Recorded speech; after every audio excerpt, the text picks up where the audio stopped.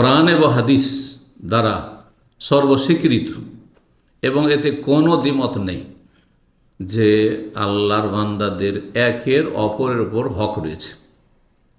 আপনাদের ওপর যেমন আমার অধিকার রয়েছে, তেমন আপনাদের আমার ওপর কি রয়েছে? অধিকার রয়েছে। প্রত্যেক মানুষের আপনার যেমন কিছু প্রাপ্য রয়েছে অন্যের ওপর, অন্যের আপনার ওপর কিছু কি রয়েছে? দাবি দাবা প্রাপ্য রয়েছে, আদায় করতে হবে। ইন্নাল্লাহ কাদ আতা কুল্লা জি হাক্কিন হাক্কাহু, নিশ্চয় আল্লাহ রাব্বুল আলামিন প্রত্যেক হকওয়ালাকে তার হক দিয়ে দিয়েছেন।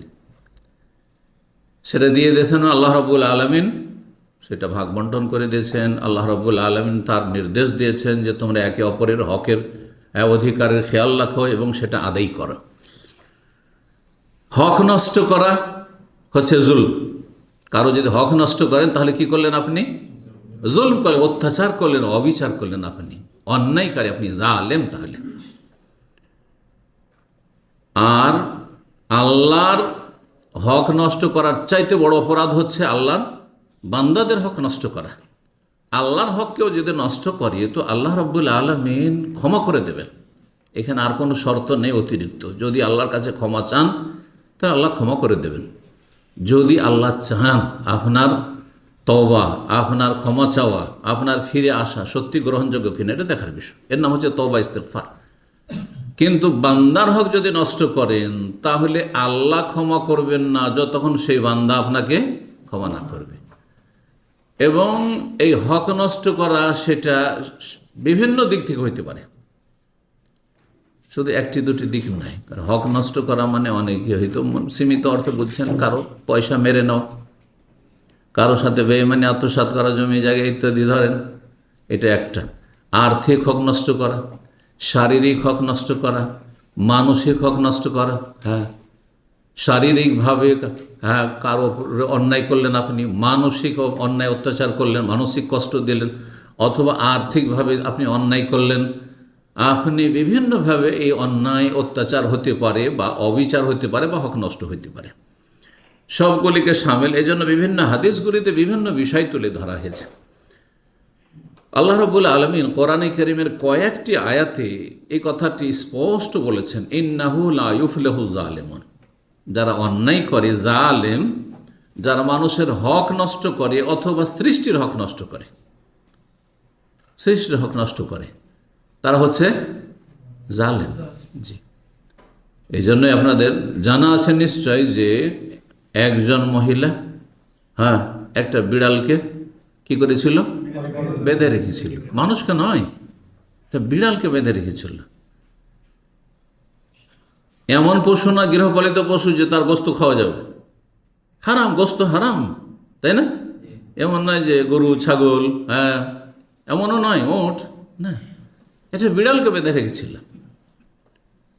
আর তাকে খেতে দেয়নি, পানিও দেয়নি, আর ছেড়েও দেয়নি।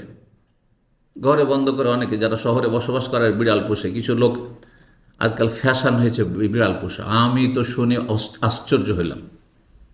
এক ভাই নিজে তার পরিবার কথা বলছে, আমার ছেলেমেয়েরা একটা ছেলে মেয়ে একটা বিড়াল পুষছে, আর খাবার আমেরিকা থেকে নিয়ে আসছে, আমেরিকা থেকে আনাচ্ছে, এবং কার্টুনে করে সরাসরি নিয়ে আসতে পারছে না, ওই দেশে পারমিশন নেই। তখন সৌদি আরবে নিয়ে এসে এখানে পারমিশন আছে, এখান থেকে তারা অল্প অল্প করে নিয়ে যাচ্ছে, খাওয়াচ্ছে। আউযুবিল্লাহ। একজন মানুষের খাওয়া খরচ বা মাসিক চলা খরচের চাইতে বেশি একটা বিড়ালের উপর খরচ করছে, হাজার হাজার রিয়াল বা দিরহাম খরচ করছে। আশ্চর্য হইলাম এই কয়েক সপ্তাহ আগে শুনে। এটা আপনি জুলম করেছেন। আপনি, আল্লাহ আপনাকে পয়সা আমানত দিয়েছেন, আপনি জানেন, আপনি দিয়ে মানুষ খেতে পাচ্ছে না, মুসলিম ভাই বোন খেতে পাচ্ছে না, এতিম বিধবা খেতে পাচ্ছে না, শীত বস্ত্র পাচ্ছে না, আর আপনি এই বিলাসিতায় বিড়াল পুষছেন, আপনি এই পয়সা খরচ করে। আউযু বিল্লাহি মিনাশ শাইতানির রাজিম। এবং বিড়াল পোষা কোনো সুন্নত নাই, ভালো করে শুনে, বিড়াল পোষা কোনো সুন্নত নাই। জি, আবু হুরায়রার নাম থেকে, আর আবু হুরায়রা একটু বিড়ালকে ভালোবাসতো, সেই জন্য বিড়াল পোষার সুন্নাত কিছু মূর্খ লোকদের কথা। এটা কোনো আলেমের কথা নাই। জি, জায়েজ। জি, তারপরে দেখতে হবে যে বিড়াল বেশি হক রাখে না আপনার আত্মীয় স্বজন বেশি হক রাখে, আপনার বাপ মা বেশি হক রাখে। আচ্ছা, এরা তো না হয় বাপ মা আত্মীয় স্বজন, আপনার মুসলিম ভাই বোন হক রাখে, এমনকি অমুসলিম একটা মানুষ বেশি হক রাখে না একটা বিড়াল বেশি হক রাখে? একটা মানুষ না খেয়ে মরে যাচ্ছে অমুসলিম, সে বেশি হক রাখে না একটা বিড়ালে বেশি হক রাখে? এই বিষয়গুলি বোঝার রয়েছে, আর দিনের জ্ঞান থাকতে হবে না। তো আল্লাহ বলছেন জালেম কখনো সফল না, জালেম কখনো, মানে জালেমের পরিণাম ভালো না। আপনি জালেমের যতই আপনি দাপট দেখেন, আর যতই তার বাহাদুরি দেখেন, আর যতই তার প্রভাব দেখেন, আর যত সে বাড়াবাড়ি করুক না কেন, আকাশে উঠে যাক না কেন, কারণের মতো, ফেরাউনের মতো, যুগে যুগে হামানের মতো, আবু জাহালের মতো, এক সময় মাটিতে মিশে যেতে হবে, দুনিয়া আখিরাত বরবাদ করবে। ইন্নাহু লা ইফলিহু যালিম। এটা হচ্ছে কোরআন কারীমের চূড়ান্ত ফয়সালা রব্বুল আলমিনের, যে জালেম কখনো সফল হয় না, কখনো তাদের শিক্ষা দীক্ষা আর দুনিয়া বিচরণ করে বেড়াচ্ছে, আর তাদের পয়সার শেষ নেই, আর তাদের সুখের সামগ্রী শেষ নেই, তো ধোকা খাবেন না, কিছুই না। মাতাউন কালিলুন সুম্মা মাওয়াহু জাহান্নাম। আল্লাহ বলছেন সামান্য ক্ষণিকের ভোগের বস্তু, এতে প্রতারিত হবে না, তারপরে পরিণাম একেবারে জাহান্নাম। জি, আল্লাহ রাব্বুল আরও চূড়ান্ত ভাবে ঘোষণা করছেন লা নুহলিকান্না যালিমুন, জালেমদেরকে অবশ্যই আমি ধ্বংস করব, জালেমদেরকে অবশ্যই ধ্বংস করব।